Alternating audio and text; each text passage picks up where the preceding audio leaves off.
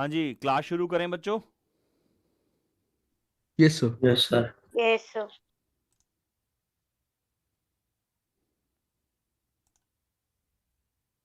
Recording in progress. चलिए guys, तो आज की क्लास में हम लोग 11th क्लास का फिजिक्स का जो मैंने आपको मॉक टेस्ट दिए हैं वो डिस्कस करने वाले हैं।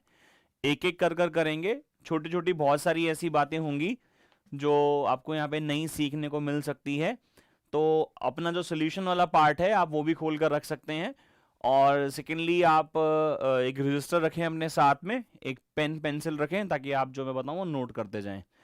तो सबसे पहला सवाल, बिकॉज सेक्शन वाइज डिवाइडेड है आपका पूरा जो मैंने मॉक टेस्ट दिया है, और उसमें जो पहला सवाल है, बिकॉज शुरुआत के जो कुछ क्वेश्चन है जैसे वो ऑब्जेक्टिव और असर्शन रीजन पे बेस्ड है, तो वही पहला सवाल मैं यहाँ पे ले रहा हूँ।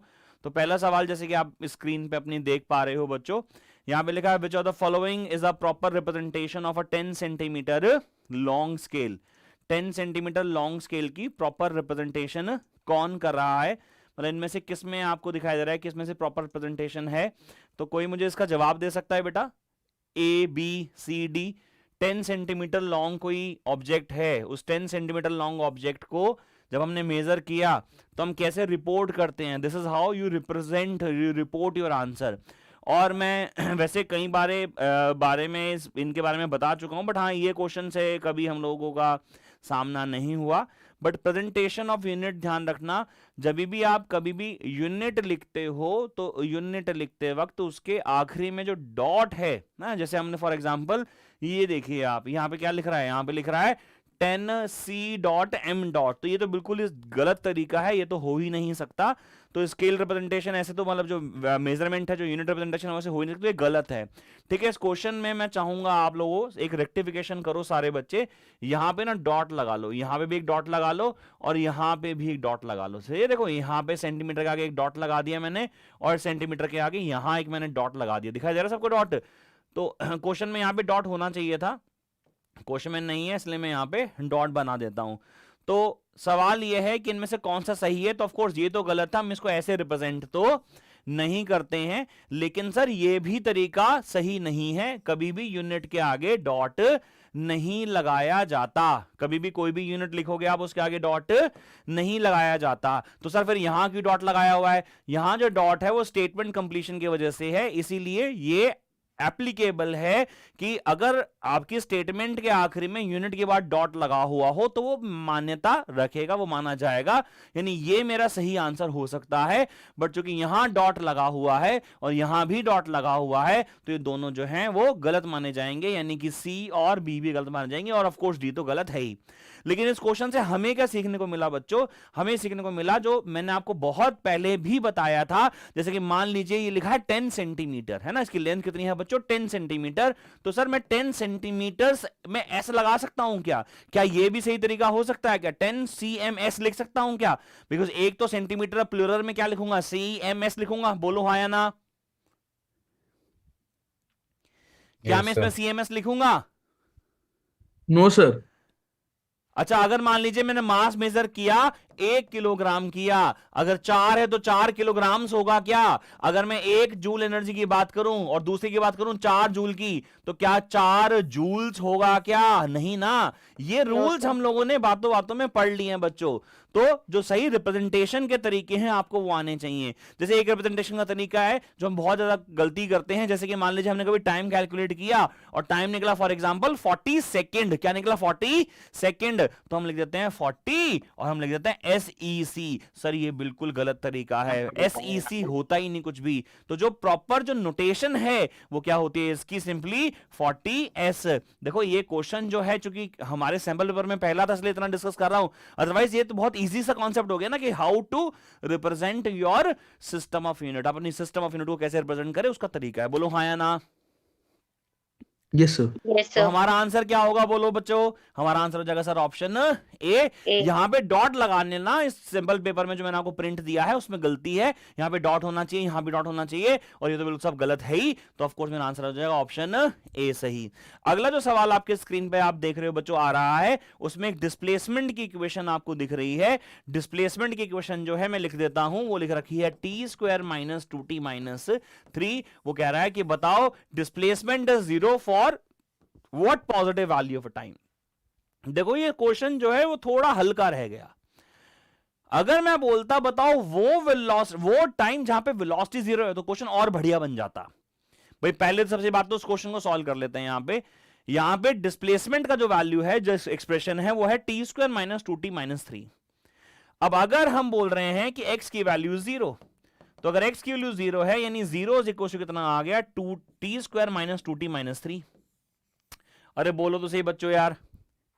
अब अगर मैं इसके रूट बनाऊंगा तो रूट कैसे बनेंगे बच्चों? इसके रूट बनेंगे sir 0 is equal to 2 minus 3, 2 minus 3 और t माइनस 3 और t प्लस 1। जरा चेक करना क्या ये रूट बनेंगे क्या, बोलो? t माइनस 3 और t प्लस 1। इसको सॉल्व करेंगे तो अब मुझे मालूम है t के नेगेटिव तो हो नहीं सकता, तो इसको तो छोड़ देंगे। यानी कि t माइनस 3 इक्वल टू कितना है, 0 है। यानी t कितना है, 3 सेकेंड है। यानी t इक्वल टू 3 सेकेंड के लिए डिस्प्लेसमेंट 0 होगा। लेकिन मैं कह रहा हूं एग्जामिनर क्वेश्चन थोड़ा सा बदल दे, और वो क्वेश्चन में बच्चों ये बोल दे कि भाई बताओ वो टाइम जहां वेलोसिटी 0 होगी तो क्या करोगे? बोलो क्या करने वाले हो? Differentiate. If question is change और बोल दे वेलोसिटी इज 0, तो वेलोसिटी 0 का मतलब है सबसे पहले आप इससे क्या निकालने वाले हो? वेलोसिटी निकालने वाले हो। अरे बोलो तो सही यार।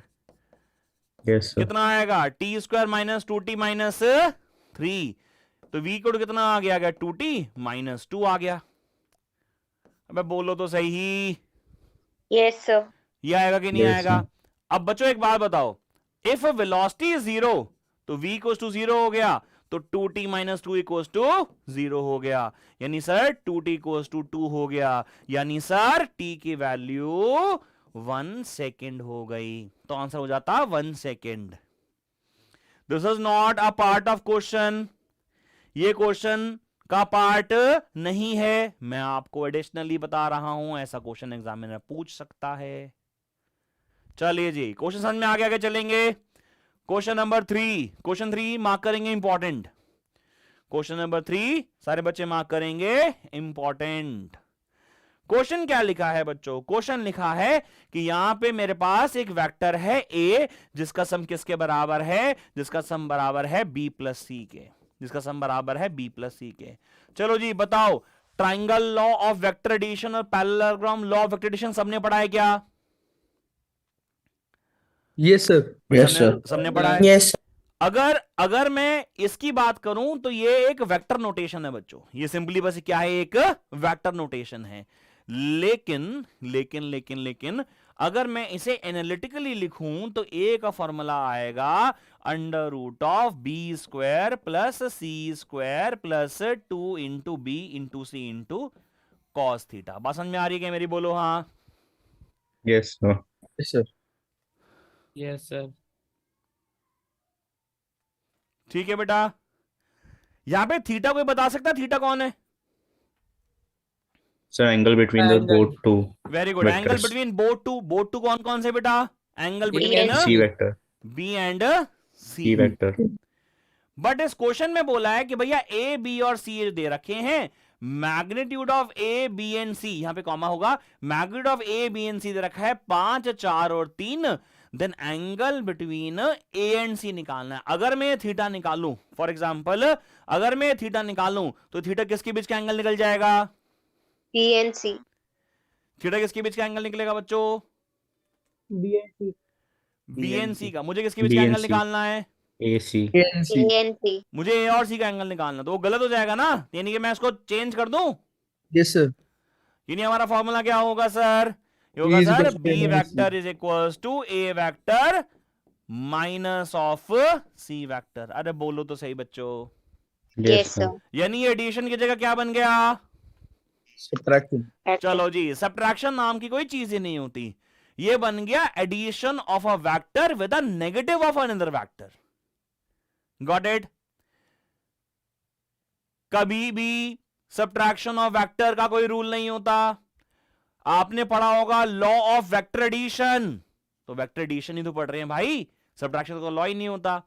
तो बस इसमें होता क्या है, तो उसका जब रिजल्ट निकालते हैं बच्चों, तो रिजल्ट हो जाता है sir b is equal to under root of A square plus C square minus 2ac cos theta. Actual में यहां पे माइनस क्यों आता है, क्योंकि जब हम दो वेक्टर्स का नेगेटिव वेक्टर निकालते हैं तो यहां पे plus 2ac cos 180 minus theta होता है, और कॉस 130 माइनस थीटा ही माइनस कॉस थीटा होता है, इसलिए यहां पे माइनस आना जाता है। बोलो तो यार।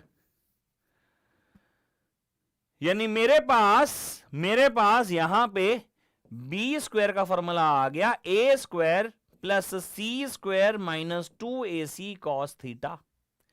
बी की वैल्यू कितनी है, 4 है, यानी कि 4 का स्क्वायर, इक्वल्स टू ए कितना है, ए 5 है, यानी कि 5 का स्क्वायर, प्लस सी कितना है, सी यानी कि 3 का square, minus 2 into 5 into 3 into cos of theta, यानी 16 बराबर 25 प्लस 9 माइनस 5 दूनी 10 30 कॉस थीटा, यानी कि 16 इक्वल्स टू 9 और कितना हो गया, 34 हो गया। बोलना भाई, minus of 30 is equals to cos theta, 30 cos theta, यानी 30 cos theta is equals to कितना आ गया 34 माइनस 16। अब बोलो तो सही यार। Yes, sir. Yes, sir. यार तुम्हें बोर्ड प्रॉपर्ली विजिबल है, कुछ ब्लर तो नहीं नजर आ रहा नो सर। जो मैं लिख रहा हूं? No, sir. बढ़िया। तो बच्चों बताओ कितना हो गया, cos 30 किसके बराबर आ गया, ये आ गया 18 डिवाइड बाय 30, 6 × 18 6 × 5 30, यानी cos 30 किसके बराबर आ गया बच्चों, ये आ गया 3/5 के। तो थीटा कितना आ गया बच्चों, cos inverse of 3/5, cos inverse of 3/5, यानी कि ऑप्शन बी सही आ गया। क्या ऐसा क्वेश्चन सर आपने क्लास में कराया है कभी? Yes, sir. Booklet में. Yes, sir. ये बुकलेट का ही तो क्वेश्चन है। अरे बोलो तो सही बच्चों। Sir. Yes, sir. चलिए अगले सवाल पे आ जाएं। आप लोग मेरे साथ लिख सकते हैं, जो भी मैं साथ साथ करवा रहा हूं आप वो नोट कर सकते हैं, ठीक है ना, मेरे पेज के साथ साथ, ठीक है। चलिए अगला सवाल आ रहा है, application of lubricant can not reduce. देखो ल्यूब्रिकेशन जो है किसी भी प्रकार के किसको रिड्यूस करती है, फ्रिक्शन को रिड्यूस कर सकती है, यानी वो इनर्शिया को रिड्यूस नहीं कर सकती, because inertia is a matter of matter content. Inertia depends upon the mass of the body, जो हमारे ल्यूब्रिकेशन की वजह से चेंज नहीं होती, यानी इसका सीधा सीधा आंसर क्या है, ऑप्शन डी है।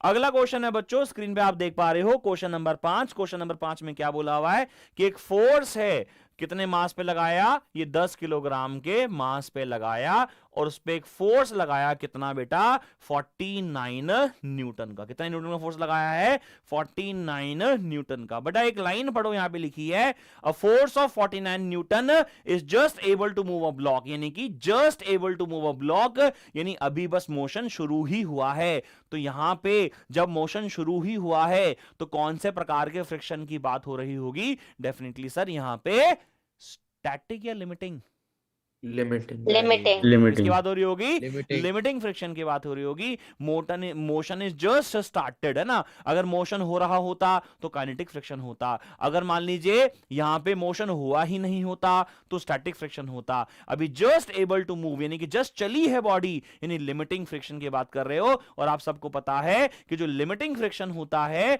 वो बेसिकली हमारे स्टैटिक फ्रिक्शन की एक मैक्सिमम वैल्यू ही होती है।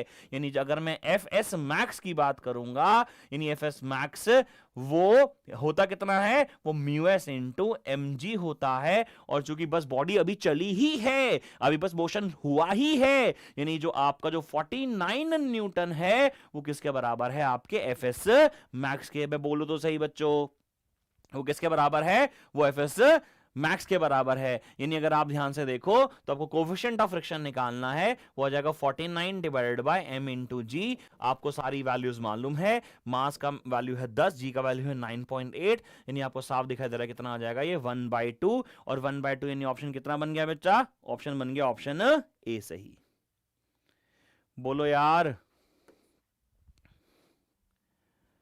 क्वेश्चन समझ में आया Yes, sir. सबको?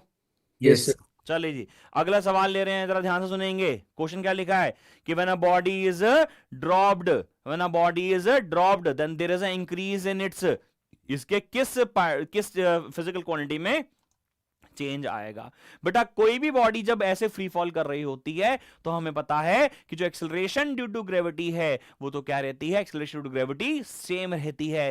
एक्सेलरेशन ड्यू टू ग्रेविटी में कोई चेंज नहीं आता, यानी एक्सेलरेशन में कोई चेंज नहीं आता, यानी कि ए बी में कोई चेंज नहीं आएगा। एंड डेफिनेटली अगर बी में कोई चेंज नहीं आएगा तो ए में यानी वेट में कोई चेंज नहीं आएगा, बिकॉज वेट एक्चुअल में क्या होता है, मास इनटू एक्सेलरेशन होता है। भाई बोल लो तो सही, इसमें कोई चेंज नहीं आएगा। अच्छा अगर हम लोग बात करें वेलोसिटी की तो फ्री फॉल के केस में, फ्री फॉल के केस में when it is dropped actually which is given in the question, U के वैल्यू 0 हो गई, v equals to u plus at होता है, u के वैल्यू 0 हो गई, a के वैल्यू g हो गई इनटू t हो गई, यानी वेलोसिटी का फॉर्मूला क्या है, gt है। और चूंकि आपको पता है कि टाइम जो है वो हमेशा बढ़ता ही रहता है, टाइम वापस तो आता नहीं, पीछे तो जाता नहीं है, इसलिए वेलोसिटी भी बढ़ती जाएगी, यानी ऑप्शन सी होगा। अब बात आ जाती है सर ऑप्शन डी क्यों नहीं होगा? कोई मुझे बता सकता है बेटा ग्रेविटेशनल पोटेंशियल एनर्जी का फॉर्मूला क्या होता है? Minus G1 by R. भाई मान लीजिए ये मास m है और ये हमारे कहां है, हमारे surface of earth, centre of earth से r डिस्टेंस की दूरी पे है, तो इसका फॉर्मूला होता है जी एम एम अपॉन में r। ठीक है, ये हमारा किसका फॉर्मूला है, ग्रेविटेशनल पोटेंशियल एनर्जी का। लेकिन ये सब जो भी मैं कुछ बता रहा हूं एक्सप्रेशन, ये तो कब एप्लीकेबल है ना, जब हमारे सेंटर ऑफ अर्थ और हमारे ऑब्जेक्ट के बीच का डिस्टेंस काफी ज्यादा हो।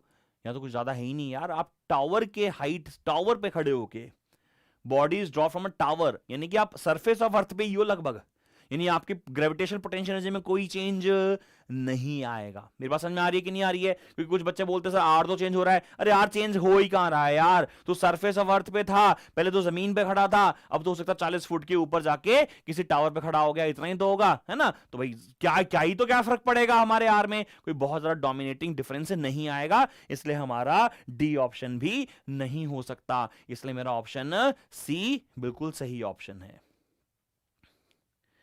बेटा कोई डाउट हो तो बताओ। No, sir. No, sir. अगला सवाल देख लेते हैं बच्चों, ये क्वेश्चन आप लोगों के एनसीईआरटी का है, क्या आपको ये सवाल आता है? आपने पढ़ा है मेरे साथ क्लास में? Yes, sir. क्या सवाल है?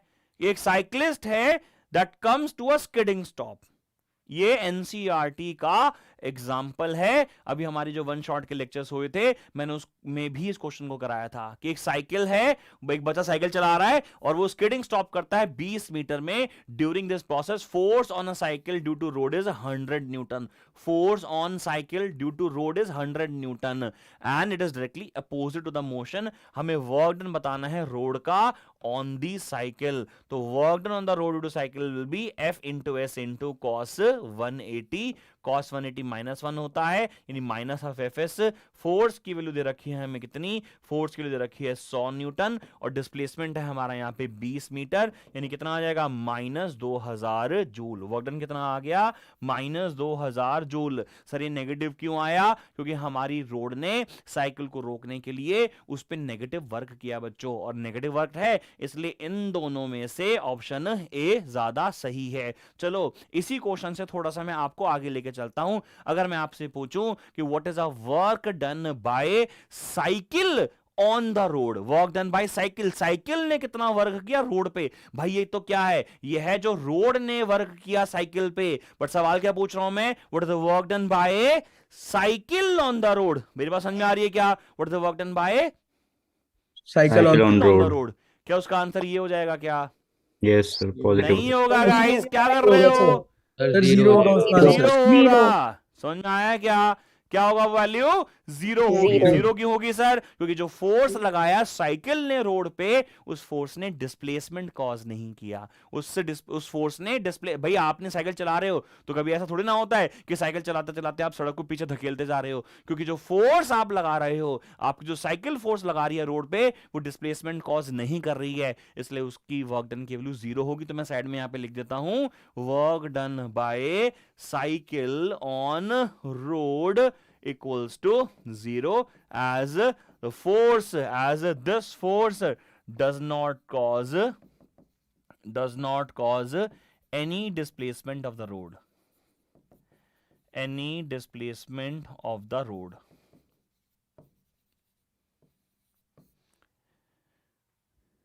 चलिए जी, अगला सवाल कर रहे हैं बेटा। क्वेश्चन नंबर 7 हमारा हो गया है। क्वेश्चन नंबर 8 देखेंगे। क्वेश्चन नंबर 8 आपको बहुत सिंपल लगेगा, बहुत सिंपल है एक्चुअल में।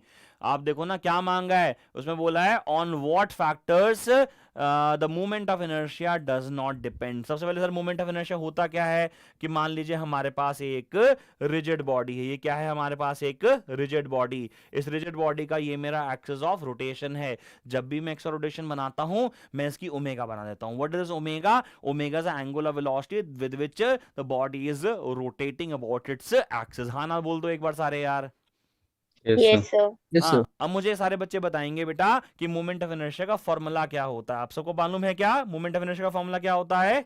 मोमेंट ऑफ इनर्शिया का फॉर्मूला होता है m1 r1 square plus m2 r2 square plus m3 r3 square and so on.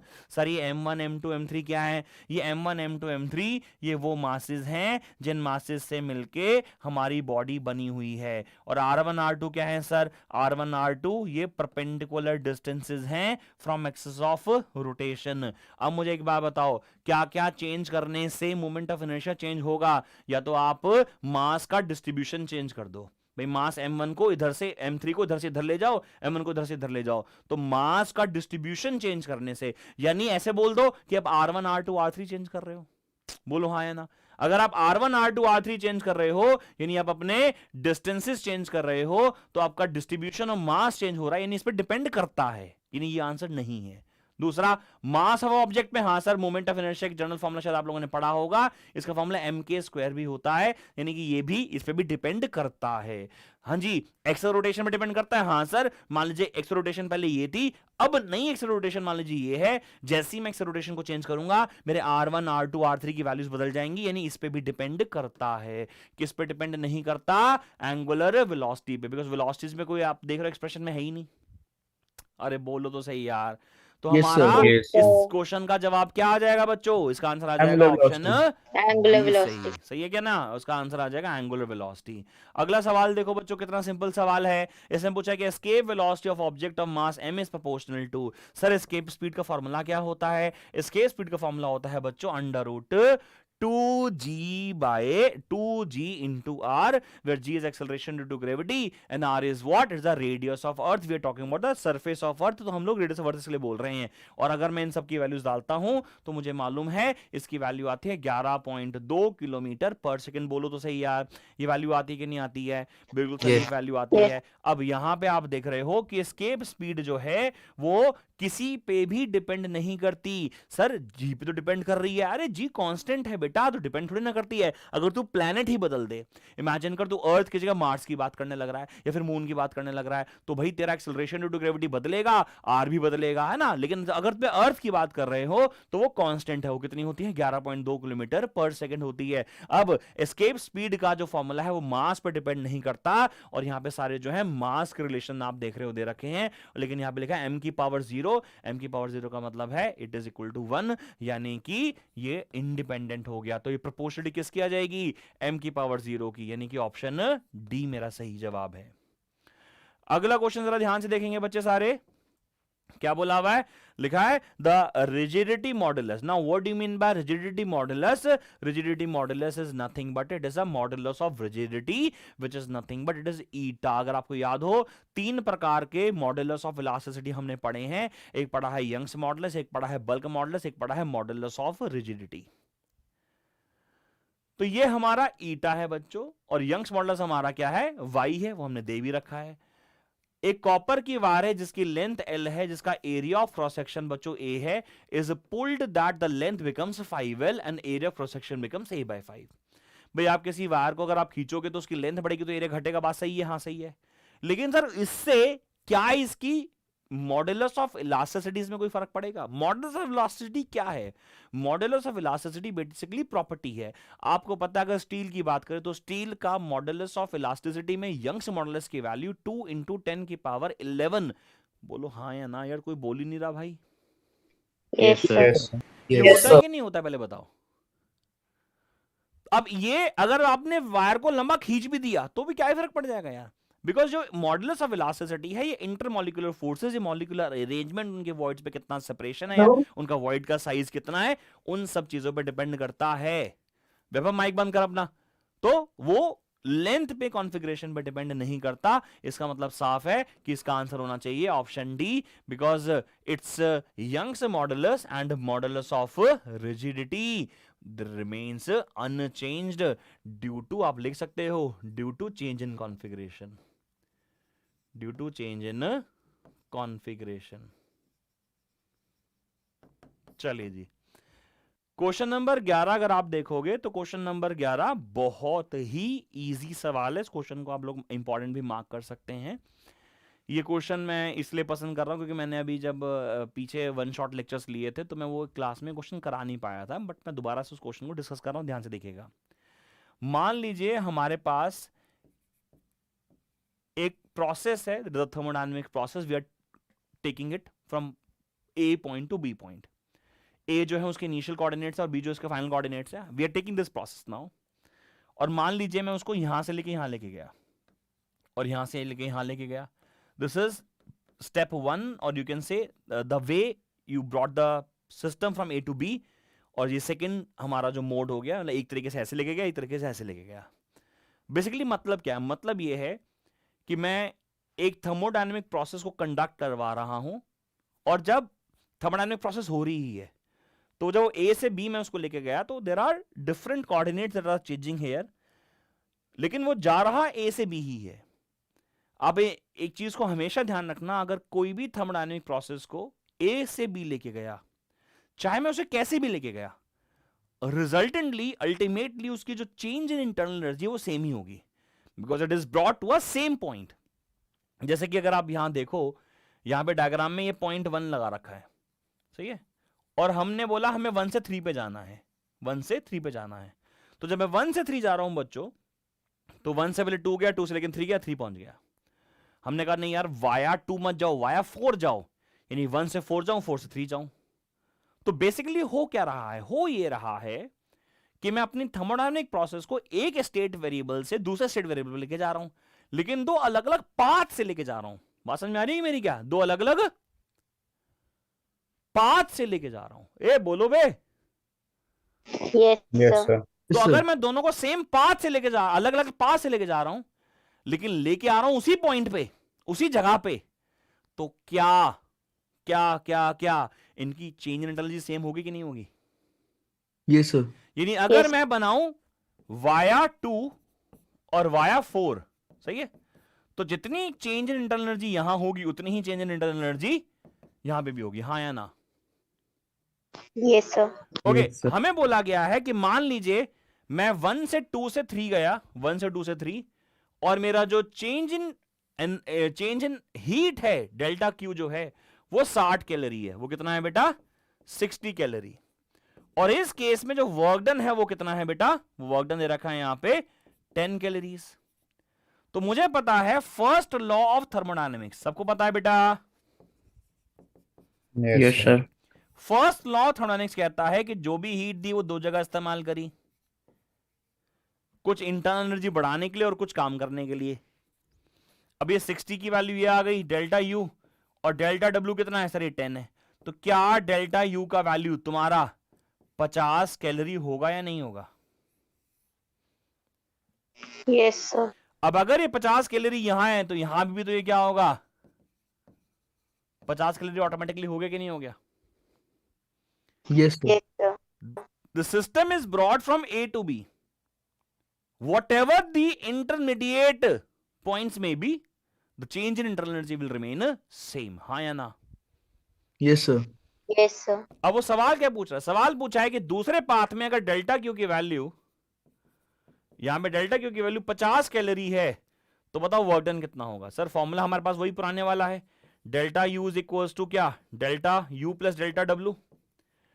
अब डेल्टा यू क्यू की वैल्यू 50 है, 50 कैलोरी, तो 50 इज इक्वल्स टू कितना आ गया? डेल्टा यू की वैल्यू कितनी है? 50 प्लस डेल्टा डब्ल्यू। तो डेल्टा डब्ल्यू कितना आ गया बच्चों? डेल्टा डब्ल्यू आ गया सर 0, यानी इसका आंसर बनेगा ऑप्शन सी।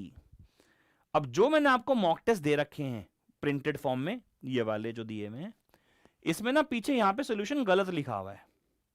अगर आपने साथ में मेरे साथ सॉल्व कर रहे हो तो ये सोल्यूशन गलत है कि नहीं है? यहाँ पे देखो गलत है, ये कैलकुलेशन मिस्टेक है।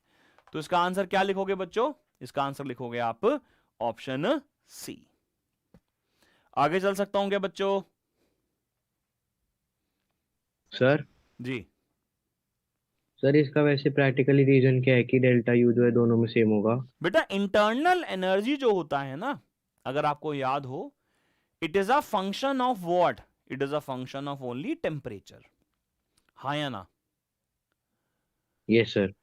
In case of real gases it is a function of volume also. यहां पे कौन सी गैस है मुझे नहीं पता, लेकिन जब नहीं पता तो मैं क्या लूंगा हमेशा? आइडियल। आइडियल गैस के केस में internal energy depends upon temperature. अगर कोई सिस्टम यहां से यहां पहुंचा तो उसके स्टेट वेरिएबल है, मान लीजिए P1 V1 T1, और यहां पे कितना है? P2 V2 T2। अब आप जब यहां से यहां गए आपका टेम्परेचर T2 हुआ। अब जब यहां से यहां गए तो भी तो टेम्परेचर T2 ही होगा, या T से कुछ अलग हो जाएगा? Okay sir. बात समझ में आ गई तेरे को? तो Yes. जो टेम्परेचर चेंज है, क्योंकि वो सेम ही है, इसलिए जो सेम ही टेम्परेचर है तो एनर्जी भी सेम ही होगी। इसलिए when a system is brought from one to another point on the thermodynamic graph or any indicator diagram, the change in energy will be always the same. I hope it is all clear. So we will move forward. Now this is a very simple question बच्चों. Question number 12. What this says? This says a particle is executing SHM when displacement is x, its total energy is. So total energy we all know is a half Ka square. Remember? Half Ka square. What does this K stands for, guys? K stands for m omega square. अब बोलो तो सही. Yes. This becomes what? Half m omega square into a square. अच्छा, कोई मुझे बता सकता है sir what is the formula of kinetic energy? Very good. Half K A square minus Y square. A square minus Y square. बहुत बढ़िया बेटा. Potential का फॉर्मूला बता दो फटाफट कोई. Half K Y square. Half के वाई स्क्वायर. दोनों को ऐड करूंगा तो u प्लस के करूंगा तो e आ जाएगा. Yes. You can clearly see it is a constant. Constant मतलब No change. हर जगह सेम. अब आप अपने मीन पोजीशन पे खड़े हो यहां पे फॉर एग्जांपल, सही है, और ये आपका क्या एक्सट्रीम पोजीशन, बोलो हाँ. अब इन दोनों के बीच का डिस्टेंस क्या है? बोलो एम्पलीट्यूड. यहां से लेके यहां क्या है? ये सर डिस्प्लेसमेंट. अब आप कहीं पे भी खड़े हो बेटा, मीन पोजीशन पे, एक्सट्रीम पोजीशन पे, एक्सट्रीम पोजीशन से आधे पहले, एक तिहाई पहले, एक्स पे तो डिपेंड करता ही ना. टोटल एनर्जी तो हर जगह क्या रहेगी? टोटल एनर्जी हर जगह कांस्टेंट तो रहेगी. अच्छा, वैसे यहां पे चूंकि x लिखा है तो आई कैन राइट यहां पे y स्क्वायर की जगह x स्क्वायर ऑल्सो, है ना. यहां पे मैं x स्क्वायर लिख सकता हूं. बोलो तो सही यार. यहां तो x पर डिपेंडेंसी नहीं है ना सर, हर जगह कांस्टेंट होती है. It is independent of it is independent of x. चलें आगे. Yes, sir. गाइस एक बात बताओ, तुम लोग जब तुम लोग ऑफलाइन आते हो तो भी तो तुम मेरे सामने बैठते हो, तो अब तुम वेबकैम ऑन करके क्यों नहीं बैठते इस टाइम पे? मैं भी बंद कर दूं ना वेबकैम? यार बोलते भी नहीं हो, दिखते भी नहीं हो, पता नहीं जो लॉगिन हुआ हुआ है वो है भी है नहीं है. चलो चल अगला क्वेश्चन करा दे. Yes, sir. चलो अगला question question number 13 based on assertion reason. पढ़ेंगे सारे एक बार.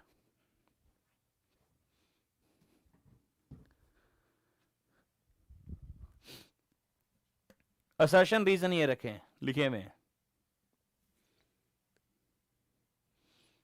चेक करें बेटा.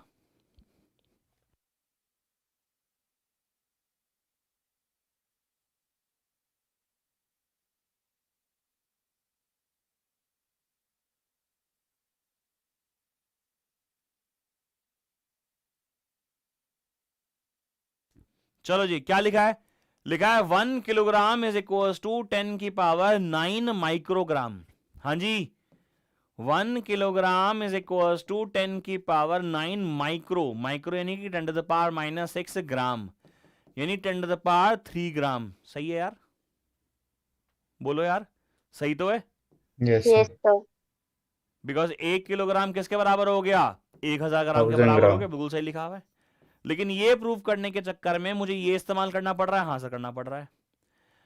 अच्छा, 1 gram is equals to 10⁻6 into 10⁻⁻6 gram. हाँ सर ये भी सही है, यानी असर्शन ठीक है, रीजन कहीं ना कहीं उसे सपोर्ट कर रहा है, तो असर्शन आ गया, आंसर आ गया ऑप्शन ए। बिकॉज यहां पे लिखा है if both assertion reason are true which is the correct explanation of assertion in option A, तो इसका आंसर क्या आएगा? आंसर ए आएगा। बोलो यार, Yes, sir. ये तो Yes, इजी sir. सा क्वेश्चन था, क्या ही था। ये क्वेश्चन करो बेटा, ये कोई बढ़िया क्वेश्चन है। असर्शन रीजन का अगला सवाल बेटा, क्वेश्चन नंबर 14 लिखा था direction of retardation is opposite to that of velocity. First of all what is retardation? Retardation is a negative acceleration. अगर बॉडी इधर भाग रही है, इधर भाग रही है, इस तरह भाग रही है, उस पर रिटार्डिंग फोर्स पीछे लग रहे हैं, एक्सेलरेशन पीछे लग रहा होगा, सही है। असर्शन ठीक है, assertion is true, assertion is true. Reason कहता है retardation is equal to rate of decrease of speed with time. हाँ बिल्कुल ट्रू, लेकिन इसने से एक्सप्लेन थोड़ी ना किया।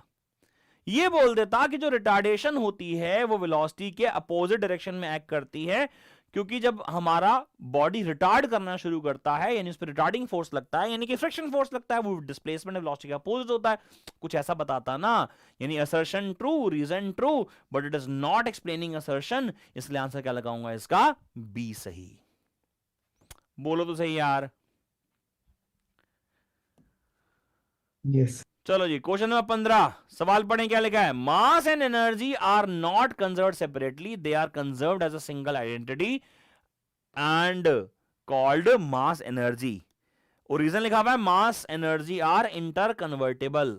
हाँ जी, एल्बर्ट आइंस्टीन थ्योरी के हिसाब से, थ्योरी ऑफ रिलेटिविटी, मैंने शायद कई बार इसको क्लास में भी पढ़ाया है आप लोगों को। एक फॉर्मूला होता है, इसका फॉर्मूला होता है ई का फॉर्मूला होता है mc²। इसे क्या बोलते हैं बच्चों? इस फॉर्मूले का नाम ही होता है एनर्जी मास इक्विवेलेंस रिलेशन। एनर्जी मास इक्विवेलेंस रिलेशन।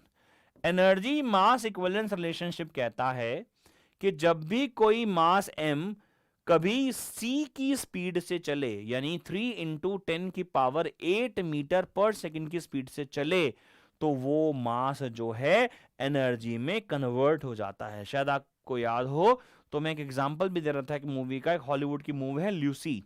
उसमें एक आखिरी में सीन आता है कि लूसी बैठी होती है और हीरोइन बड़ी अच्छी है, सुंदर है, एक्ट्रेस शायद स्कारलेट जॉनसन ही है वो। गाइस किसको पता है Scarlett? Yes, sir. Yes, sir. हाँ देखिए, Yes, बोला sir. कितनी देर बाद, इसको डाउट करनी था दक्ष को, अभी ये हाँ यस सर ये सब तो बोल पड़ा, बहुत बढ़िया बेटा। तो स्कारलेट बैठी होती है, सामने से एक रेड कलर की गाड़ी जाती है और वो धीरे धीरे उसकी स्पीड बढ़ाते हैं, और जैसे वो स्पीड बढ़ती है वो गाड़ी गायब हो जाती है। वो एक मूवी भी आई थी हमारे अनिल कपूर साहब की, वो मिस्टर इंडिया करके एक मूवी आई थी, पता नहीं आप लोगों ने देखी होगी नहीं देखी होगी। उसमें भी Yes, ये sir. बताया गया था कि अगर कोई भी ऑब्जेक्ट जो है अगर इतनी तेज चलने लगे relatively with the surface of the earth कि उसकी स्पीड ऑफ लाइट के बराबर हो जाए तो डिसअपीयर हो जाएगा। तो उन्होंने घड़ी बनाई थी एक, और जैसे वो घड़ी के अंदर कुछ सेटिंग करते थे, वो रिलेटिवली अर्थ के रेफरेंस में स्पीड ऑफ लाइट से चलने लगते थे और वो गायब हो जाते थे। और जब गायब क्यों हो जाते हैं? Because the mass whole is converted into energy, और एनर्जी जो है वो दिखती नहीं है। एनर्जी क्या है बेटा? दिखती नहीं है। इसलिए कोई भी ऑब्जेक्ट अगर बहुत तेज चलेगा 3 × 10⁸ मीटर पर सेकंड की स्पीड से चलेगा तो वो मास गायब क्यों हो जाएगा? गायब इसलिए हो जाएगा बिकॉज वो उस वक्त वो जो मास है वो किस में कन्वर्ट हो जाएगा? एनर्जी में कन्वर्ट हो जाएगा, और एनर्जी दिखती नहीं है। इसे बोलते हैं एनर्जी मास इक्विवेलेंस रिलेशनशिप। याद रहेगा क्या? Yes, और Yes, कोई sir. भी मास कितना एनर्जी में कन्वर्ट होगा? सर उतना एनर्जी में कन्वर्ट होगा, यानी कि एनर्जी और मास के आपस में इंटर कन्वर्जेबल है। क्यों? बिकॉज अगर वो बॉडी रुक गई तो वो एनर्जी वापस किससे कन्वर्ट हो जाएगी? मास में कन्वर्ट हो जाएगी। तो ये बड़ा सिंपल सा लॉजिक है। तो mass and energy are interconvertible, ठीक है, बिकॉज इससे रिप्रेजेंट कर रहा है। और वो कह रहा है mass energy are not conserved separately. हाँ, they are not conserved separately, they are conserved as a single entity. बिल्कुल ठीक है, असर्शन भी ठीक है, रीजन भी ठीक है, और उसको एक्सप्लेन भी कर रहा है। इसलिए मैं इसका ऑप्शन ए मार्क कर रहा हूं। बोलो यार, कुछ डाउट है तो वो पूछो।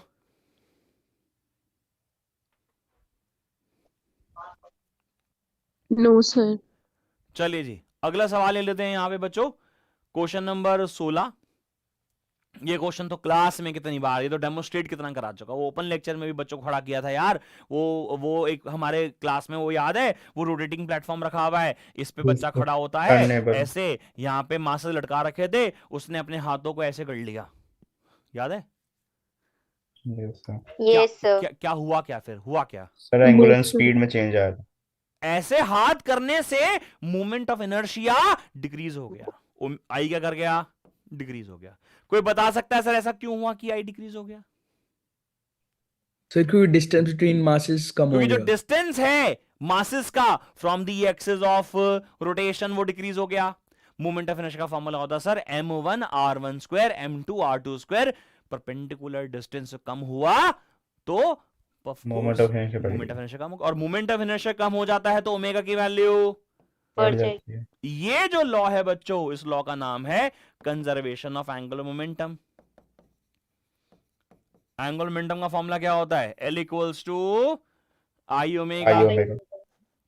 अब जब दो क्वांटिटी एक कांस्टेंट बनाती हैं मल्टीप्लाई करके, तो ये दूसरे के इनवर्स प्रोपोर्शनल हो जाती हैं, तो इसीलिए अगर मोमेंट ऑफ इनर्शिया कम हो तो ओमेगा की वैल्यू बढ़ेगी।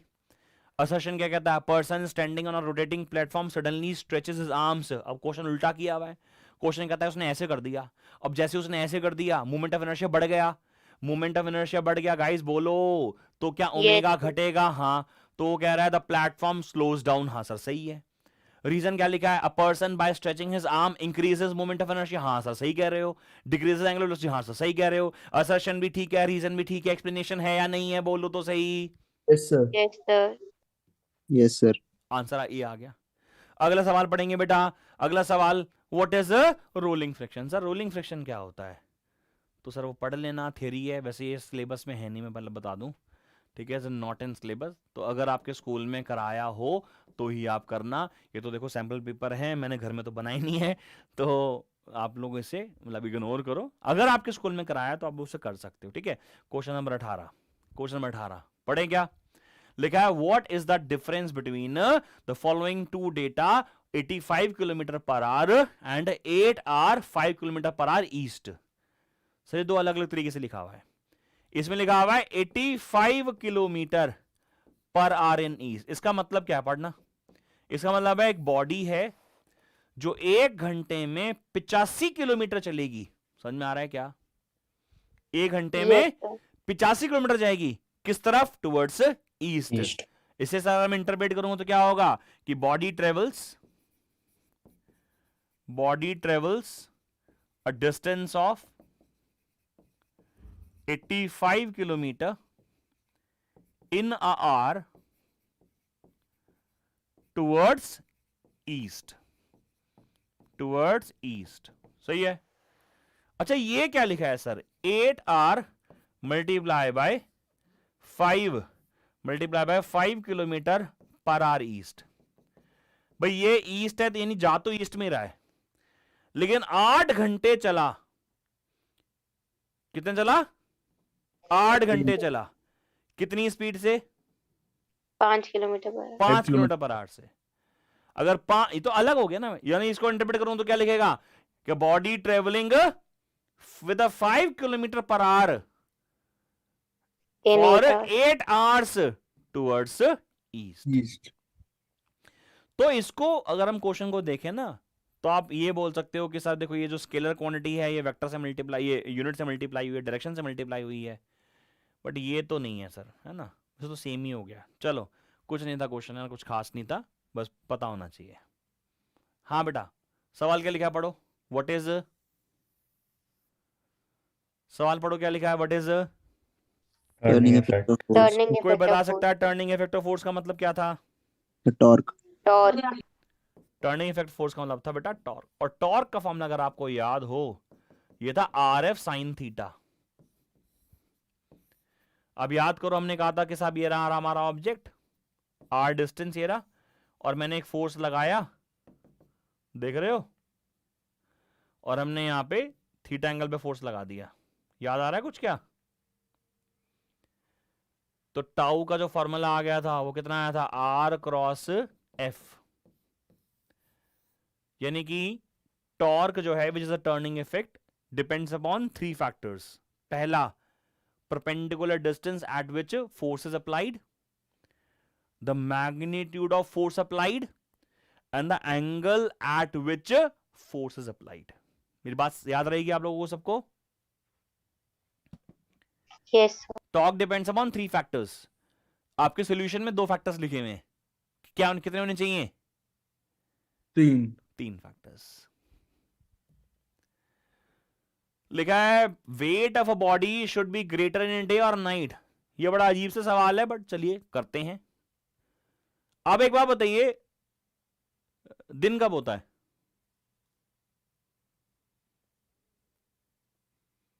जब सूरज हमारे सामने होता है. गाइस क्या हुआ? Yes, sir. Yes, sir. दिन कब होता है? जब सनराइज हो जाता है तब होता ये है. क्या बोला? दिन तब होता है जब सूरज मेरे सामने होता है. जब सूरज पलट के मेरे पीछे आ जाता है तो मैं बोल देता हूं रात हो गई है, लेकिन कहीं और तो सुबह हो गई है ना. बेसिकली हो क्या रहा है कि सन तो कभी सेट होता ही नहीं है ना. बोलो, सन कभी सेट होता है क्या? नहीं होता. होता क्या है कि सब हम अर्थ, एज अ अर्थ अगर हम है तो. अच्छा एक बात बताओ, सन के अबाउट अर्थ घूम रही है, अर्थ के अबाउट सन घूम रहा है? सन के अबाउट और दो. तो सन तो यही रहा ना, तो सन तो कहीं जा ही नहीं रहा. तो मैं ऐसे घूम गया. इमेजिन करो ये रही अर्थ और मैं यहां खड़ा हूं, ये रहा. सही है क्या?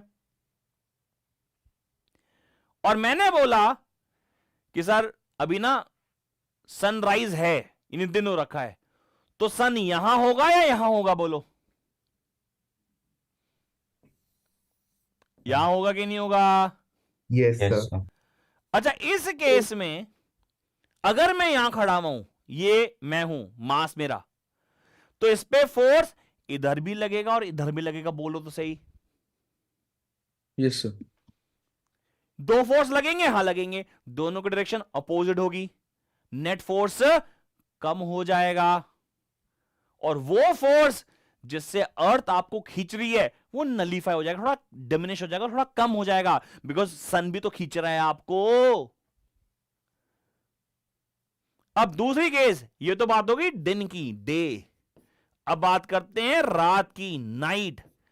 अर्थ थियरी बोलो. और मान लीजिए मैं यही हूं, सही है क्या? Yes, या sir. अर्थ तो रोटेट हो गई, अर्थ रोटेट हो गई तो मैं यहां आगे कि नहीं आगे? बोलो. सन तो यही है सर, सन थोड़ी ना घूम रहा है. तो अब बताओ, इस पे, इस मास पे जो 2 फोर्स लग रहे हैं वो कहां लगेंगे इस बार? अर्थ की वजह से इधर लगेगा, सन की वजह से भी इधर ही लगेगा. अरे बोलो तो सही यार. Yes, sir. दिन Yes, sir. और रात में 24 घंटे का फर्क 12 घंटे में ट्रांजिशन होती है. 12 में Yes, sir. इसलिए Yes, sir. जस्ट इसका हाफ रोटेशन दिखाया मैंने यहां पे. अब मुझे Yes, sir. बताओ, इस केस में और इस केस में से इस केस की बात करें तो फोर्स जो है अर्थ की तरफ इस केस में ज्यादा हो गया, Yes, sir. sir. Because add हो रहे हैं. और फोर्स ज्यादा हो गया तो वेट ज्यादा हो गया. Yes, sir. वेट ज्यादा हो गया तो यानी कि रात में भारी हो जाओगे. बोलो हाँ. तो weight of a Yes. Body should be greater in a night, but practically speaking the magnitude of the forces exerted by sun is very very low. इसीलिए बहुत ज्यादा डिफरेंस होता ही नहीं है, हमें पता ही नहीं चलता डिफरेंस होता है कि नहीं होता. There are very small changes, negligibly small changes can be obtained. हाँ या ना? बे कोई रिस्पॉन्ड ही नहीं है बे. Yes sir. Yes, Yes, sir. sir. बात समझ में आ रही है मेरी? क्या जवाब मिल गया तुम लोगों को गैस का? कब Yes, भारी sir. हो, कब भारी होंगे? यानी कि वजन तोलना है तो सुबह करना, रात को नहीं. जो बच्चे डाइटिंग पे हो, जो लड़के डाइटिंग पे हो, कभी भी रात को वजन नहीं मत तोला करो, भारी आओगे. चलो आगे. Yes, sir. Yes, sir. हाँ बेटा बताओ, what are fundamental note and overtones? Sir बड़ा सिंपल सा याद करा रखा है मैंने आप लोगों को। एक स्ट्रिंग है, वाइब्रेट कर रही है, this vibrating with a, for example this is vibrating with a first normal mode of vibration. तो फंडामेंटल। जो उस टाइम में जो फ्रीक्वेंसी डेवलप होती है उसको फंडामेंटल फ्रीक्वेंसी बोलते हैं, और जो साउंड प्रोड्यूस होता है उसको बोलते हैं फंडामेंटल नोट। उसके बाद उससे जो भी अगली हार्मोनिक होगी, उसके First बाद उससे overtone. अगला जो भी मोड ऑफ वाइब्रेशन होगा उसे बोल देंगे क्या? Overtone. Second normal mode of vibration में फर्स्ट ओवरटोन आता है, third normal mode of vibration में सेकंड ओवरटोन आता है, and so on so on. हाँ या ना? Yes, Yes, sir. Yes, sir. sir. अगला सवाल पढ़िए, इसी का और पार्ट है, पढ़िए।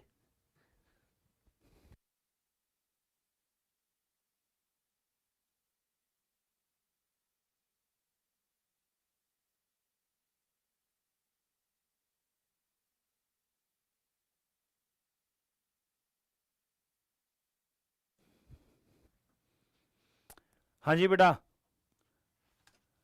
पढ़ा सवाल आपने? दूसरे वाला क्या है? सवाल है बेटा, when pendulum clock gains time. Gain time?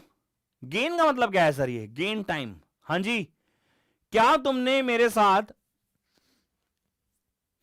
Thermal expansion में एक एग्जांपल पढ़ा था कि जो पेंडुलम क्लॉक्स होती हैं हमारी, जिसके अंदर ऐसे वो पेंडुलम होता है, ऐसे वो हिलता है,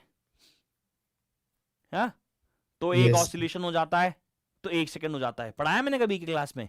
Yes, sir. Yes, sir. पढ़ा हम लोगों ने? तो Yes, sir. और मैंने आपको वहां पे पढ़ाया था कि वो जो पेंडुलम क्लॉक है ना, उस पेंडुलम क्लॉक में ऐसी होती है पेंडुलम क्लॉक। यहाँ पे उसका बेसिकली मेजरमेंट टूल है ये, यहाँ पे पेंडुलम लगा होता है, यहाँ पे वो उसकी सारी सुई वगैरह लगी हुई होती हैं। तो होता क्या है इसके अंदर, पेंडुलम जो है ऐसे एक बार ऑसिलेट किया। एक ऑसिलेशन का मतलब क्या है? यहां गया, वापस यहां आ गया, एक ऑसिलेशन। एक ऑसिलेशन तो जो सेकंड वाला हैंड है वो 1 सेकंड आगे बढ़ जाएगा, फिर 2 ऑसिलेशन, एक और आगे, 3 ऑसिलेशन, एक और आगे। बस समझ में आया मैं क्या बोला? पेंडुलम का एक ऑसिलेशन, पेंडुलम का एक ऑसिलेशन किसके बराबर? 1 सेकंड के बराबर। अब मान लीजिए हमने ठंड में पेंडुलम बनाया, अब गर्मी पड़ी है, दिल्ली में तो भाई गर्मी भी तेज पड़ती है, सर्दी भी तेज पड़ती है। तो गर्मी पड़ी बेटा, और जब गर्मी पड़ी तो length of pendulum increases due to concept of thermal expansion. Pendulum की लेंथ बढ़ गई, बोलो हाँ या ना? Yes, sir. Yes, sir. अब पेंडुलम की लेंथ बढ़ गई तो पेंडुलम का जो टाइम पीरियड होता है, time period of a simple time period of pendulum, वो directly proportional to length of pendulum होता है। लेंथ बढ़ जाएगी, टाइम पीरियड क्या कर जाएगा? बढ़ जाएगा। Yes, sir. अब टाइम पीरियड बढ़ने का मतलब क्या है बच्चों? टाइम पीरियड बढ़ने का मतलब है कि वो ज्यादा टाइम लेगा एक ऑसिलेशन करने में, और जब वो ज्यादा टाइम लेगा ऑसिलेशन करने में तो पीछे रह गई ना, पीछे। वो एक एक ऑसिलेशन करने में ज्यादा टाइम ले रही है, उसे एक ऑसिलेशन करने में 1 सेकंड लेना था, लेकिन वो एक ऑसिलेशन करने में 1.2 सेकंड ले रही है, यानी हर ऑसिलेशन में 0.2 सेकंड का फर्क आ गया, बोलो हाँ या ना? Yes, Yes, sir. sir. Yes, तो sir. Pendulum clock loses time और gains time? Loses time. time. Loses time, बोलो हाँ या ना? पीछे रह जाएगी। Yes, sir. हम ऐसे बोलते हैं ना, घड़ी पीछे होगी, घड़ी आगे हो गई। चलो Yes, sir. मान लीजिए लेंथ की वैल्यू कम हो गई, लेंथ की वैल्यू कम हो गई, टाइम पीरियड क्या कम हो गया, जो ऑसिलेशन 1 सेकंड में कन्वर्ट करना था, कब कंप्लीट करना था, वो 0.8 सेकंड में कर रहा है। कि जो 10 ऑसिलेशन 10 सेकंड में होने थे वो 8 सेकंड में कंप्लीट हो गए। घड़ी आगे चली जाएगी, पीछे चली रह जाएगी? आगे चली जाएगी sir. आगे चल जाएगी। इट गेन्स, बोलो सही है क्या? It gains. यानी कि इस क्वेश्चन में पूछा गया कि अगर हमारी पेंडुलम क्लॉक गेन्स टाइम तो पेंडुलम क्लॉक का क्या करूं? भाई उसकी लेंथ बढ़ा दे, उसकी लेंथ बढ़ा दे। Length of a pendulum must be increase so that time of oscillation will increase, and when time of oscillation will increase, definitely after a certain moment of time it will be in a same time. हाँ या ना? Yes, sir. आप लोगों को समझ में नहीं आया जो मैंने पढ़ाया? Sir, आगे आगे. आगे समझ. पक्का? Yes, sir. Yes, Yes, sir. आगे चल सकते हैं? Yes, Yes, sir. yes, sir.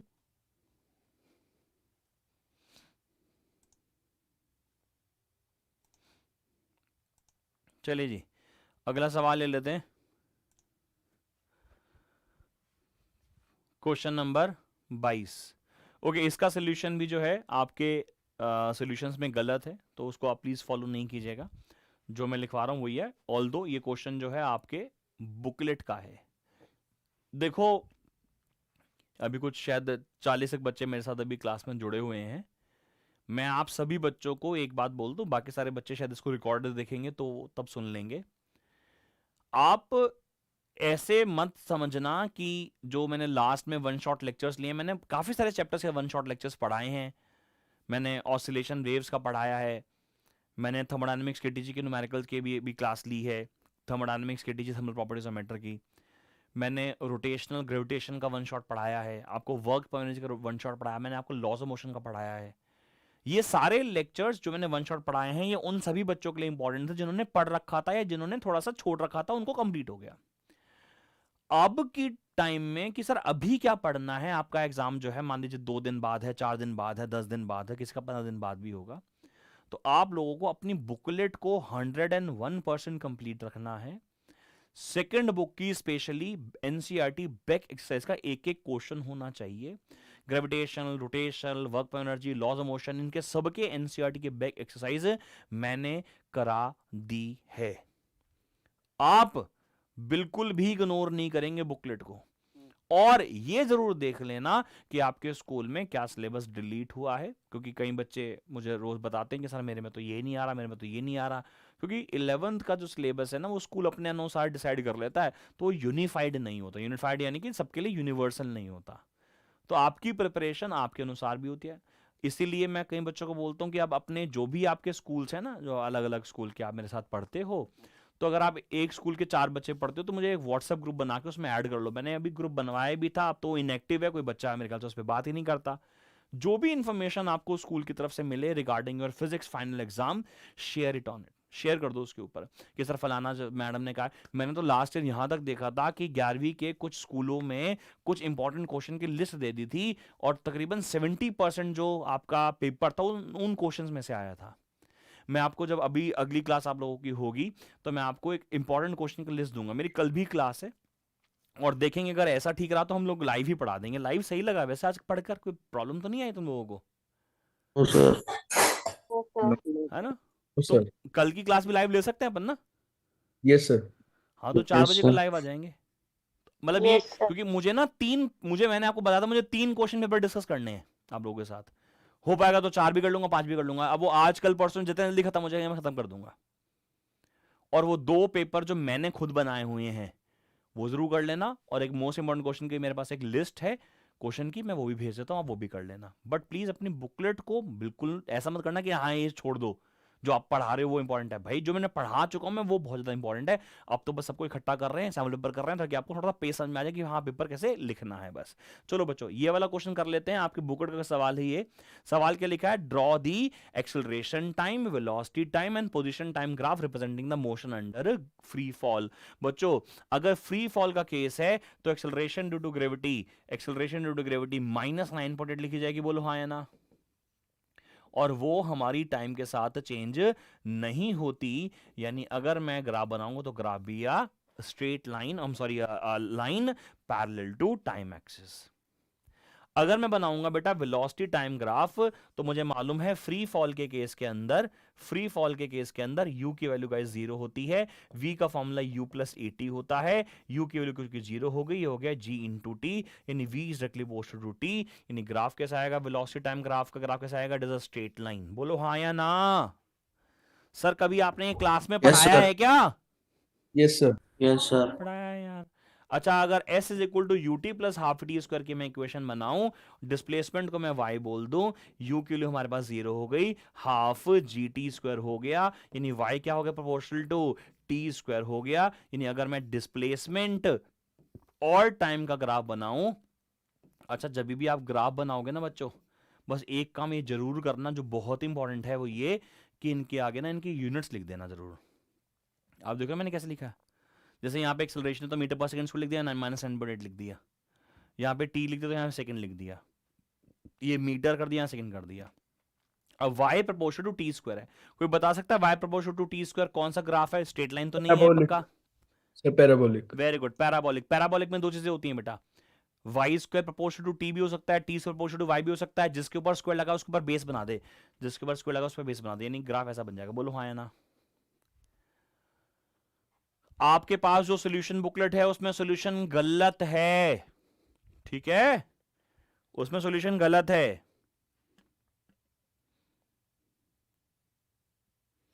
चलिए जी आगे चलें क्या? Yes sir. अगला क्वेश्चन, क्वेश्चन नंबर 23 कहता है डिफाइन सेंट्रीपिटल एक्सेलरेशन। बताओ जी, what is centripetal acceleration? What is centripetal acceleration? बोलो यार, तुम लोग बोलते क्यों नहीं हो? सेंट्रीपिटल एक्सेलरेशन कौन सी एक्सेलरेशन होती है? Which is towards the centre, away from the centre? Towards Towards the the center. center. Towards the Towards the center. Acceleration which is pointing towards the center. When a body is moving in a circular path, it is acted upon by a force which is called as a centripetal force, due to which a centripetal acceleration acts on a body which is acting towards the center. And you all know कि जो centripetal acceleration का जो formula होता है, अगर आपको याद हो, उसका फॉर्मूला था v²/r, where r is the radius of the circular path. बात समझ में आ रही है क्या? अब क्या मैंने कभी किसी जन्म में आपको ये डेरिवेशन कराई है क्या? Yes, sir. Yes, तो sir. उसका मतलब आप एक्सप्रेशन कर सकते हो बेटा। Yes, sir. क्या तुम मुझे सेंट्रीपिटल फोर्स का कोई एग्जांपल दे सकते हो? Gravitational force, gravity of Earth. ऐसे नहीं बोलना है, इसको बोलना है motion of when a earth is moving around sun in a circular path, it is acted upon by centripetal force. When electron is revolving around nucleus, it is acted upon by centripetal force. When a mass tied to a string is revolving, it is also acted upon by centripetal force. Okay जी, सवाल नंबर 24, क्या हो अगर gravity suddenly disappear हो जाए? क्या हो अगर ग्रेविटी सडनली डिसअपियर हो जाए? बोलो क्या होगा? ग्रेविटी का सडनली डिसअपियर हो जाए,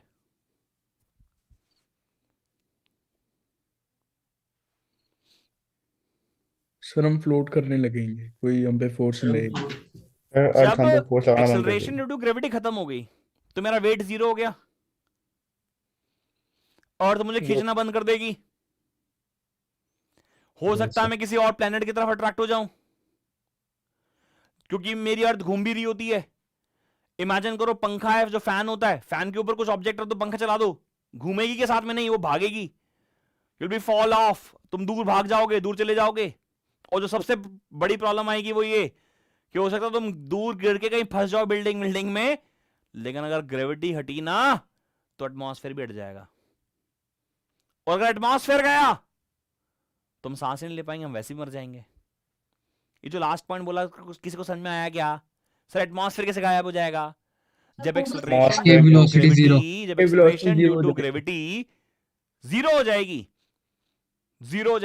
तो escape speed of a molecule, air molecule will be also zero.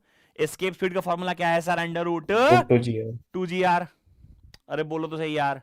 Yes, sir. √2gr। g की 0 हो गई, यानी escape velocity of air molecule which is forming atmosphere become 0, यानी इट कैन एस्केप इजीली।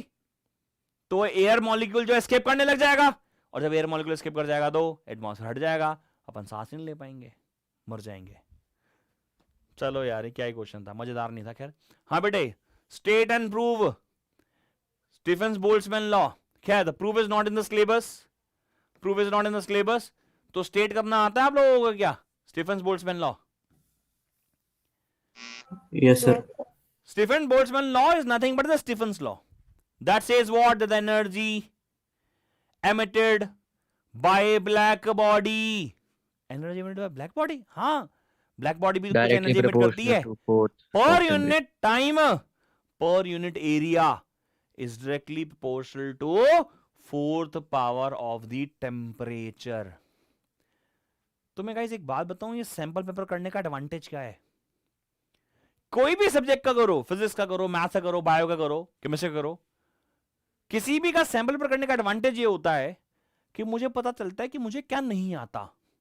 जो सबसे बड़ी, जो सबसे इंपॉर्टेंट चीज है किसी भी सैंपल पेपर करने की, चाहे 11वीं का बच्चा करे, चाहे 12वीं का बच्चा करे, चाहे कोई जेई का या नीट का मॉक टेस्ट दे रहा हो, मॉक टेस्ट देने का सबसे बड़ा फायदा ये होता है। अब एक बार बता, ये क्वेश्चन करते करते दिमाग में क्या आएगा कि यार ये फॉर्मूला तो सबको पता है, क्या तुझे यहां पे प्रोपोर्शनलिटी कांस्टेंट सिग्मा यानी स्टीफन्स कांस्टेंट की वैल्यू याद है क्या?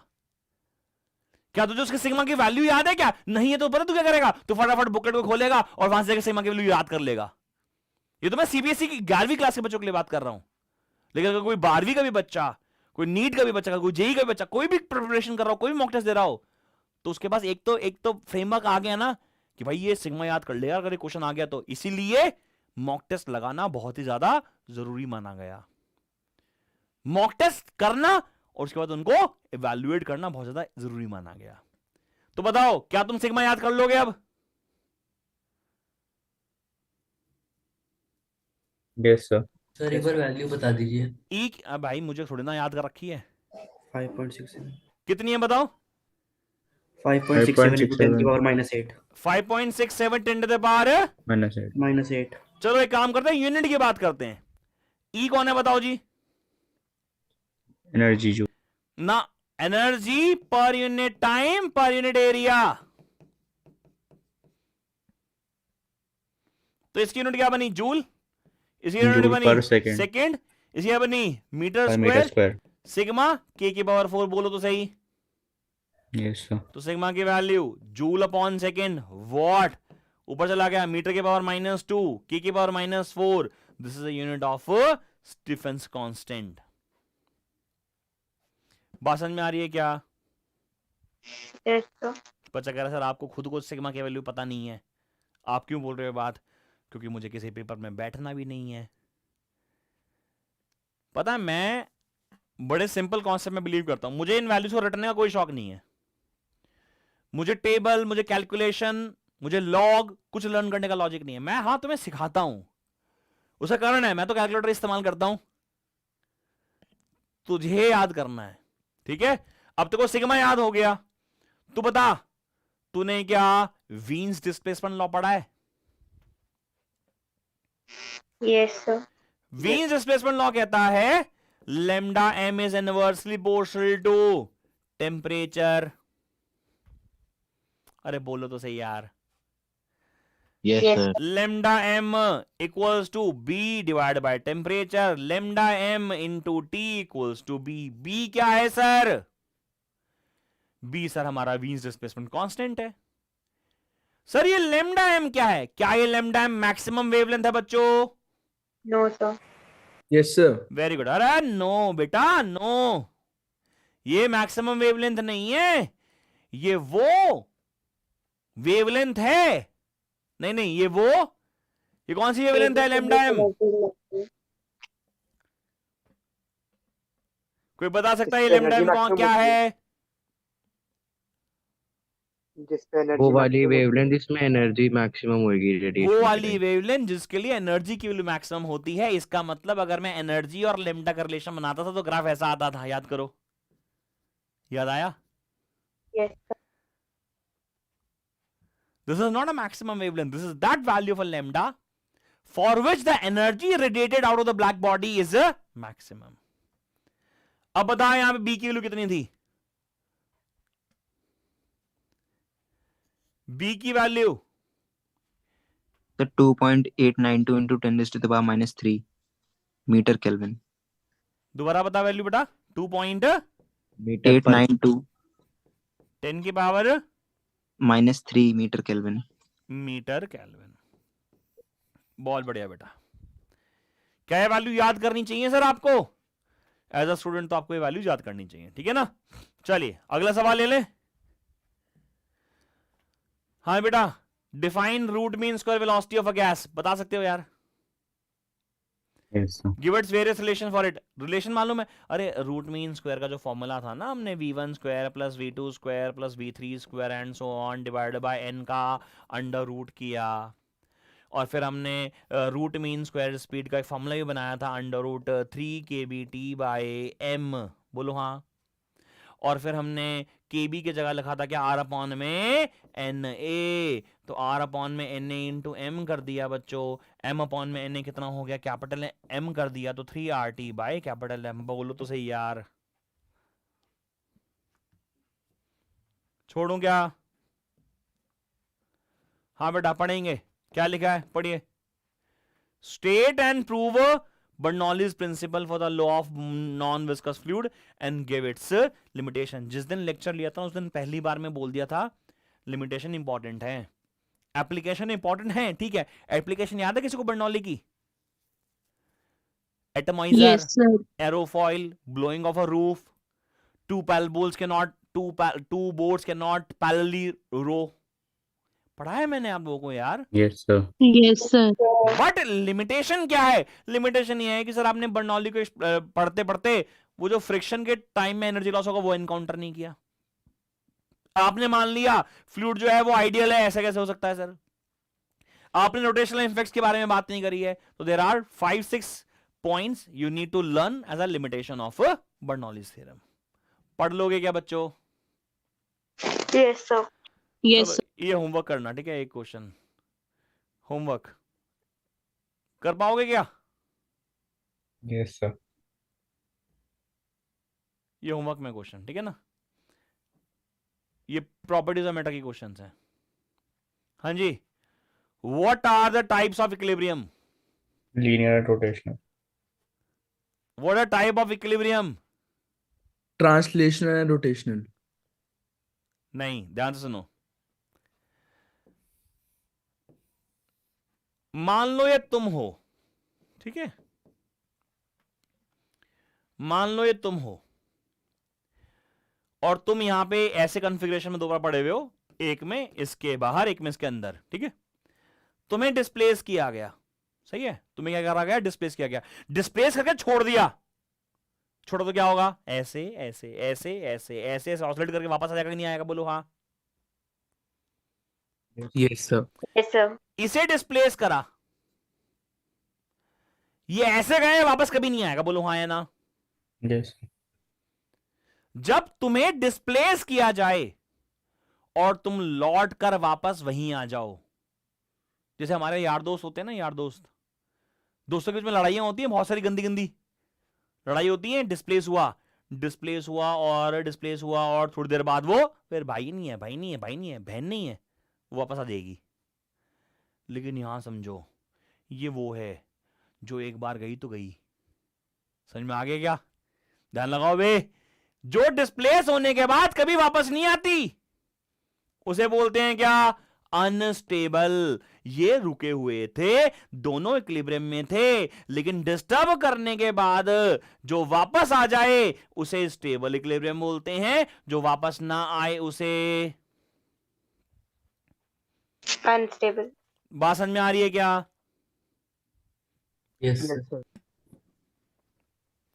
अब जब इस केस की बात की जाती है, हम स्टेबल इक्विलिब्रियम की बात करते हैं, तो स्टेबल केस के लिए हमारी जो पोटेंशियल एनर्जी होती है वो बहुत मिनिमम होती है, क्योंकि हम अपनी कॉन्फ़िगरेशन को बदलते रहते हैं, वापस आते रहते हैं, पोटेंशियल एनर्जी मिनिमम होती है।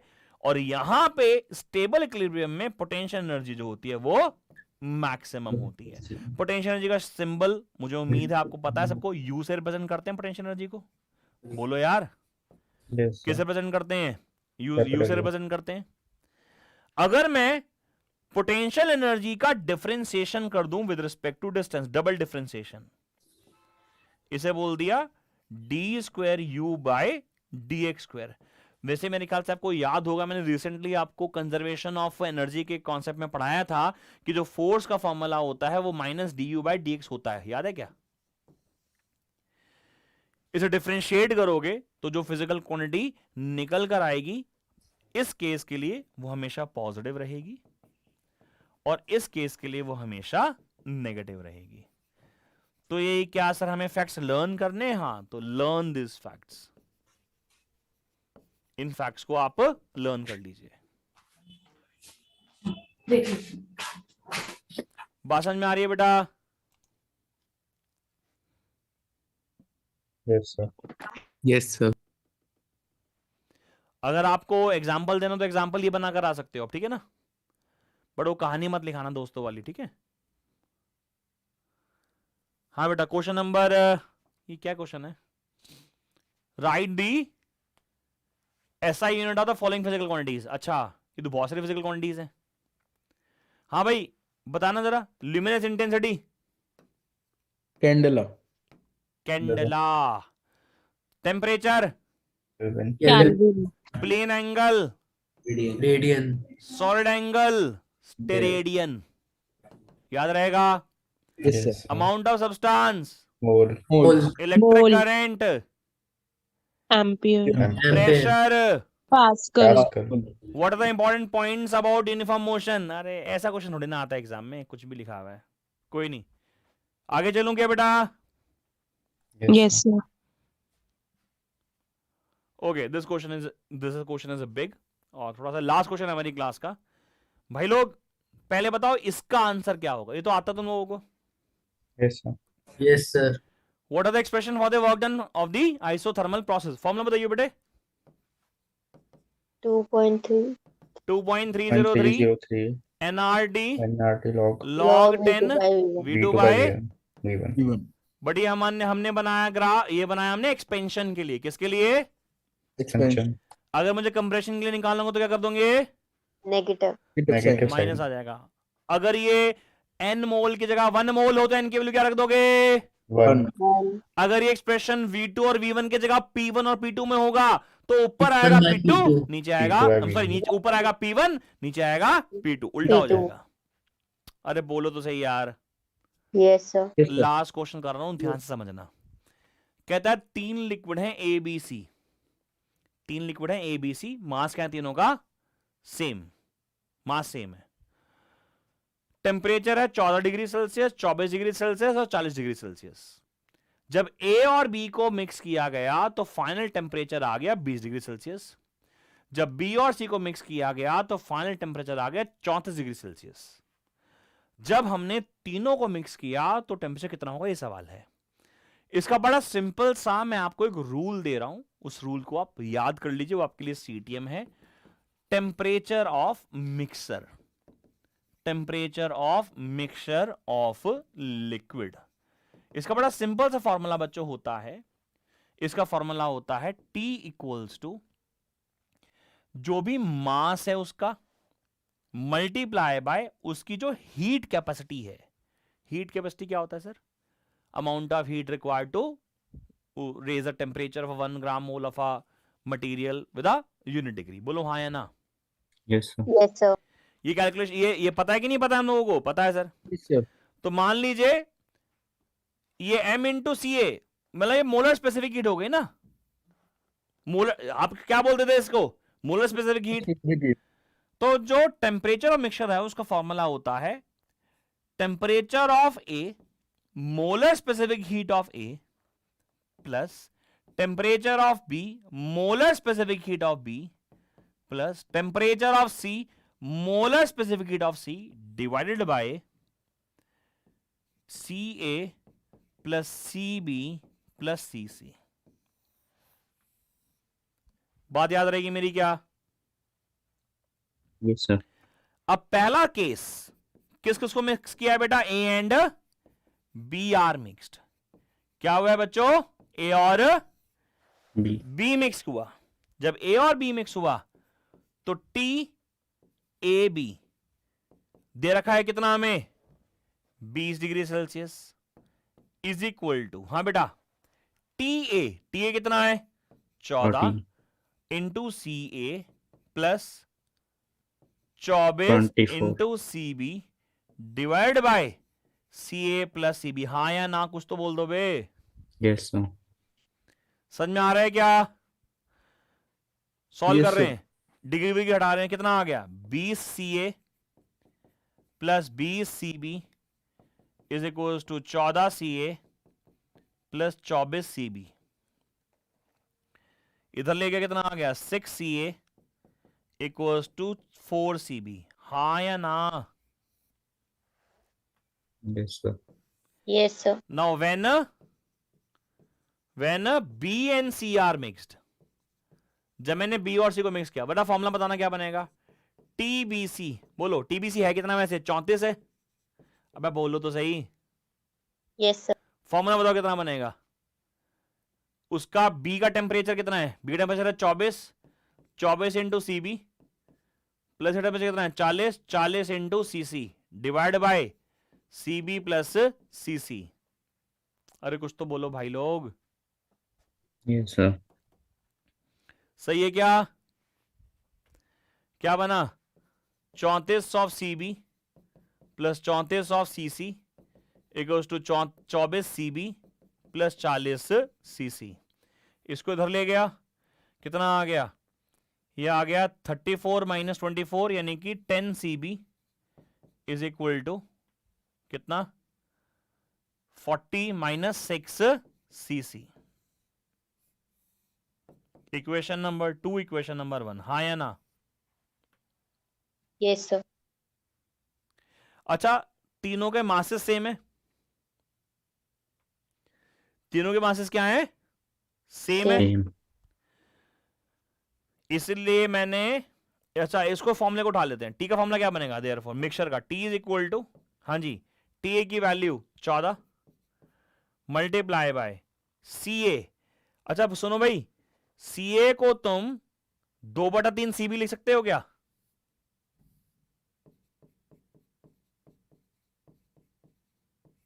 नहीं समझ में आया? सी को क्या लिख रहे हो? सी ए को 4/6 CB। 4/6 CB बोलो हाँ, यानी 2/3 CB प्लस, हाँ जी, TB की वैल्यू 24 ही है और CB को CB ही लिखा रहने दो, प्लस TC की वैल्यू 40 इंटू, हाँ जी, CC को 10/6 CB लिख सकते हो क्या? 10/3 5/3 यानी कि 5/3 CB। अरे बोलो तो सही यार, तुम कुछ बोल ही नहीं रहे हो। Yes, sir. बोलो बेटा नीचे, CA की जगह क्या लिख लिया? 2/3 CB, CB है ही, प्लस 5/3 CB। डिनोमिनेटर देखो क्या आ रहा है? CB कट गया, कॉमन निकाला, CB ऊपर से कॉमन निकाला, सब कट गया, कितना बचा? ये आ गया 28/3 plus 24 plus 200/3 whole divided by 2/3 plus 1 plus 5/3। क्या ये मेरा आंसर समझ में आया तुम लोगों को? Yes, sir. तुम्हारी बुकलेट में जो Yes. मैंने आपको सॉल्यूशन दिया है वो थोड़ा सा है, वो मतलब ठीक है, समझ में आ जाता है वो भी, बट ये ज्यादा इजी लगता है, तो always use this method. Now after this question के 33 तो है क्वेश्चन, कितने? यही है ना? After this question we have this only. So this is how now we have completed the one sample paper in a class, और अगली class में मैं सेकंड सैंपल पेपर डिस्कस करूंगा। तो कल मिलते हैं इसी टाइम पे, है ना? और यहीं पे ऑनलाइन मिलते हैं। किसी को डाउट है आज की क्लास में? कोई प्रॉब्लम आई है ऑनलाइन क्लास में आज की?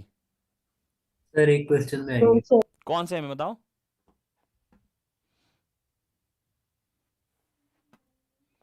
21st का और हाँ 21st का और 21 का और यानी कि वो पेंडुलम क्लॉक वाला बेटा? Yes sir. क्या समझ में नहीं आया उसमें बेटा?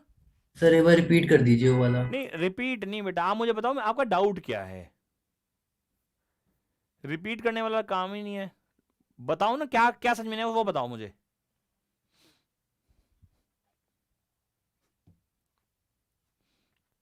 पहले एक बार बताओ, लूज टाइम और गेन टाइम का मतलब क्या होता है?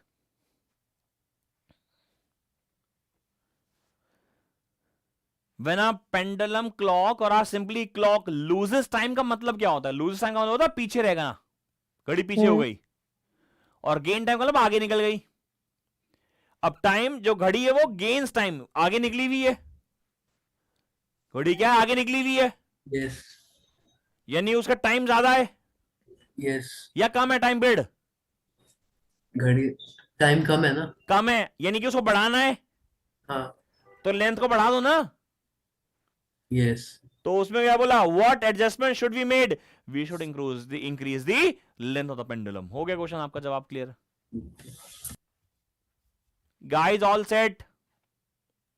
Sir important Yes, sir. Derivation का लेक्चर होगा? दोबारा बोलिए। सर इम्पोर्टेंट डेरिवेशन का भी लेक्चर होगा? हाँ, मैं वो लाइव पढ़ा रहा हूँ, तो मैं आपको करवाऊंगा अगली क्लास, मतलब ये खत्म हो जाए ना मेरा, ये वाला पार्ट खत्म हो जाए, उसके बाद मैं कराऊंगा। आपका एग्जाम कब है? सर 20 से स्टार्ट है मे बी। अरे तो ठीक है, मुझे बस 5-7 दिन में सब कुछ खत्म करने वाला हूँ मैं। Okay sir. ठीक है, तो कल मिलेंगे इसी टाइम पे, इसी मॉक टेस्ट की सीरीज का सेकंड पेपर करने के लिए। ठीक है, जिसके पास Yes, ना sir. हो अभी जा Yes, सकता हूँ sir. इंस्टीट्यूट पे, तो कलेक्ट कर लेना। ठीक है, चलो जी, thank you so much, bye bye. Bye sir. Right.